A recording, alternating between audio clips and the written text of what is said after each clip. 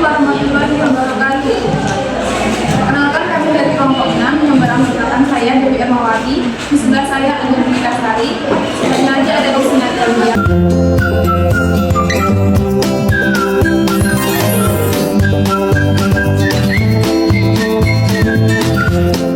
Untuk percobaan pertama, alat dan bahan yang dibutuhkan yaitu yang pertama ada selingki, yang kedua ada kabel listrik, yang ketiga ada benang kasur, yang keempat ada karet gelang. Oke, tujuannya percobaan yang pertama yaitu mengamati bentuk dan jenis gelombang transversal dan gelombang longitudinal. Teman-teman, pertama kita akan mencoba untuk mengamati gelombang transversal menggunakan selingki sebagai medium. Selingki pada satu sisi akan dipegang oleh seseorang dan satu sisi yang lain akan digerakkan secara kanan kiri secara cepat. Oke, Mbak, silakan. Nah, bisa dilihat yang terjadi pada selingki yaitu ketika diberi usikan ke kanan dan ke kiri, selingki bergerak ke kanan dan ke kiri menyebabkan gelombang ya. Bentuknya bergelombang seperti itu. Yang merambat pada selingki itu adalah energi getaran. Nah, kalau di sini Mbak Tisa yang diam, di sana Mbak Dita yang bergerak. Berarti getarannya tuh dimulai dari Mbak Dita. Yang bergerak itu adalah energi getaran, bukan selingkinya. Selingki itu hanya medium saja. Gelombang adalah getaran yang merambat dari medium atau zat perantara untuk memindahkan energi tanpa memindahkan zat perantaranya. Artinya, yang berpindah itu hanya energi, bukan mediumnya, bukan selingkinya. Selingki itu hanya bergetar di tempat. Nah, gelombang yang terbentuk dari gerakan selingki ke kanan dan ke kiri itu adalah disebut gelombang transversal. Arah getaran gelombang transversal itu tegak lurus terhadap arah rambatannya. Oke, saya lihat di sini dia terbentuk puncak dan lembar yang menandakan dia gelombang transversal. Selanjutnya kita akan mencoba untuk membuktikan bahwa partikel selingki atau medium selingki itu tidak hanya bergetar saja pada posisi keseimbangannya, tapi tidak ikut berpindah bersama gelombang. Kita akan buktikan dengan cara mengikat karet di tengah-tengah selingki.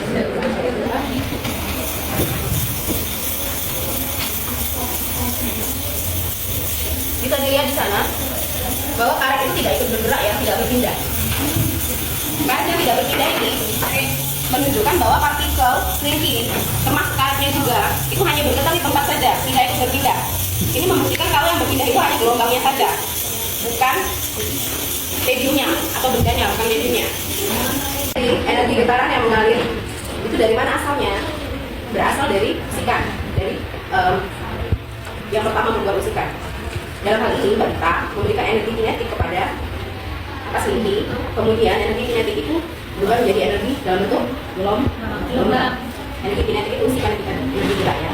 Sama dengan selingki tadi, satu ujung dipegang diam, satu ujung lagi diberikan usikan ke kanan dan ke kiri. Bisa dilihat di sini yang terjadi pada kabel itu sama dengan yang terjadi pada selingki. Dia memberikan gelombang transversal, ada puncaknya, ada lembarnya, tapi dia itu tidak terlalu nampak. Lembar dan puncaknya itu tidak besar simpangannya, jadi bentuknya itu tidak terlalu kelihatan. Tapi ada gelombang transversal yang terjadi sama yang dipindahkan atau yang transfer adalah energi gelombang.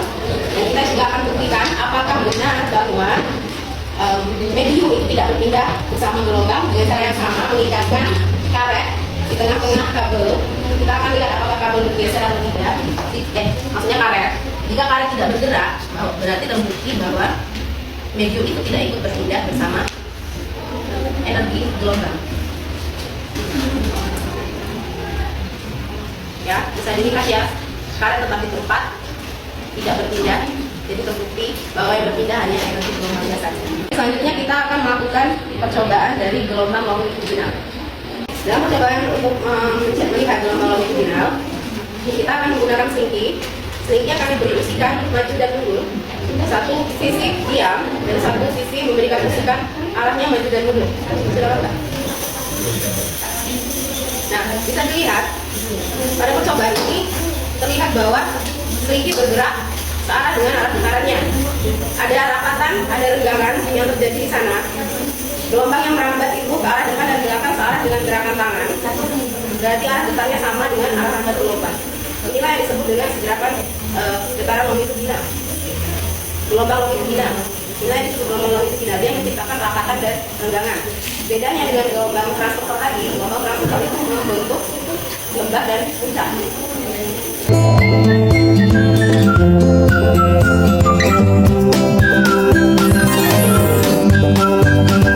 Baik, kami akan melanjutkan percobaan yang kedua untuk mengamati sifat pemantulan gelombang. Di sini tujuannya adalah mengamati sifat pemantulan gelombang. Alat dan bahan yang diperlukan yaitu yang pertama baskom dan air, kemudian selingki, kemudian batu kerikil, dan yang terakhir benang kasut.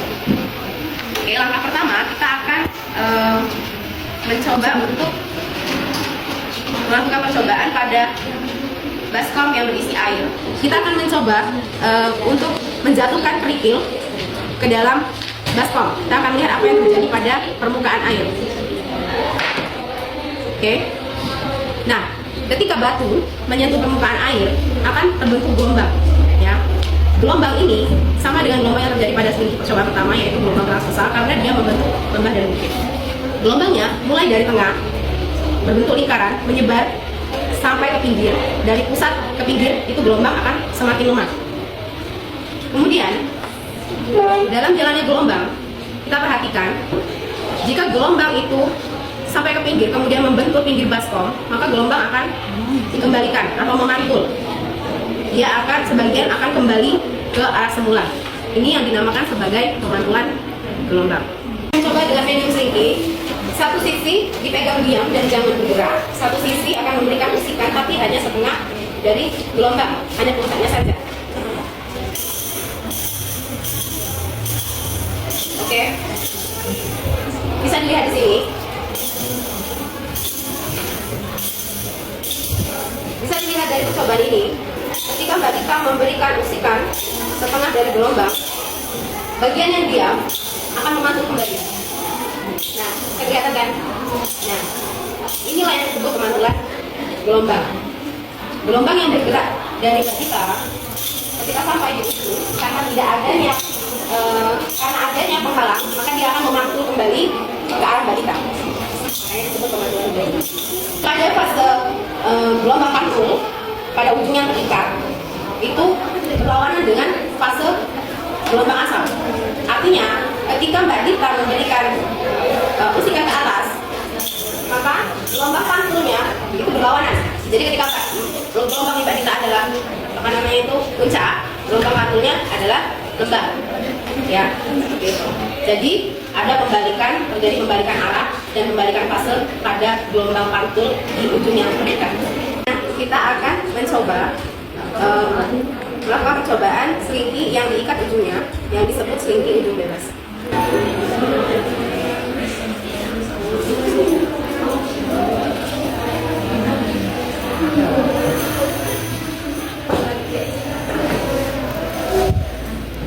Oke. Selanjutnya, pada selingki ujung yang bebas, kita mengikat ujung selingki dengan tali benang kasut dan ujung yang lain akan diberi usikan. Kita lihat apa yang terjadi.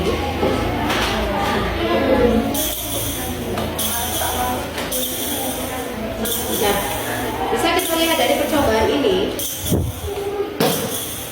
yang terjadi adalah sebaliknya dari percobaan pertama, yaitu pada selingki ujung terikat. Pada selingki ujung bebas, fase gelombang pantul sama dengan fase gelombang asal. Jadi jika fase gelombang asal adalah puncak, maka fase gelombang pantul adalah puncak. Dia kebalikan dari selingki dengan ujung yang terikat, karena tidak adanya hambatan di sana. Pada selingki ujung terikat ada hambatan, jadi energi akan dipantulkan kembali dan fasenya adalah terbalik. Jadi ketika energi pantul gelombang asalnya itu puncak, maka gelombang pantulnya adalah lembah. Tapi pada selingki ujung bebas, dia akan sama karena tidak ada hambatan di ujung selingki. Makanya gelombang asalnya puncak dan gelombang pantulnya juga puncak. Itu adalah perbedaan dari dua percobaan ini.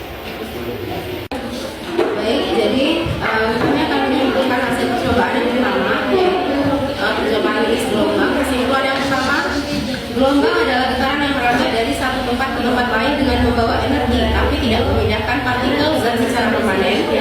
Berdasarkan arah getarnya terhadap arah rambat, gelombang itu ada dua. Yang pertama gelombang transversal, yang kedua gelombang longitudinal. Gelombang transversal arah getarnya tegak lurus terhadap arah rambatnya. Gelombang longitudinal arah getarnya sejajar dengan arah rambatnya. Pada gelombang transversal terdapat puncak dan lembah, sedangkan pada gelombang longitudinal tampak rapatan dan renggangan. Energi gelombang berasal dari sumber getaran dan merambat melalui medium, seperti contohnya tadi selimut dan kabel. Benda yang ada pada medium, seperti tadi contohnya pada karet, pada seliki, tidak berpindah tempat, hanya bergetar di sekitar posisi keseimbangannya, sedangkan energi gelombang terus merambat. Selanjutnya, kesimpulan untuk percobaan sifat gelombang. Yang pertama, gelombang memiliki sifat dapat dipantulkan. Ketika gelombang mengenai suatu penghalang, sebagian energi gelombang akan kembali ke arah semula sebagai gelombang pantul. Bentuk gelombang pada permukaan air akibat jatuhnya benda adalah gelombang melingkar yang merambat ke segala arah dari titik pusat ke sumber getaran. Pada ujung terikat, gelombang pantul memiliki fase berlawanan dengan gelombang datang. Pada ujung bebas, gelombang pantul memiliki fase yang sama dengan gelombang datang. Percobaan menunjukkan bahwa energi gelombang tidak hilang, tetapi dipantulkan dan berpindah arah sesuai sifat ujung media yang dilaluinya. Dengan demikian, pemantulan gelombang bergantung pada kondisi batas medium. Pada ujung terikat, terjadi fase berlawanan atau pembalikan fase. Pada ujung bebas, terjadi fase yang sama, tidak ada pembalikan fase.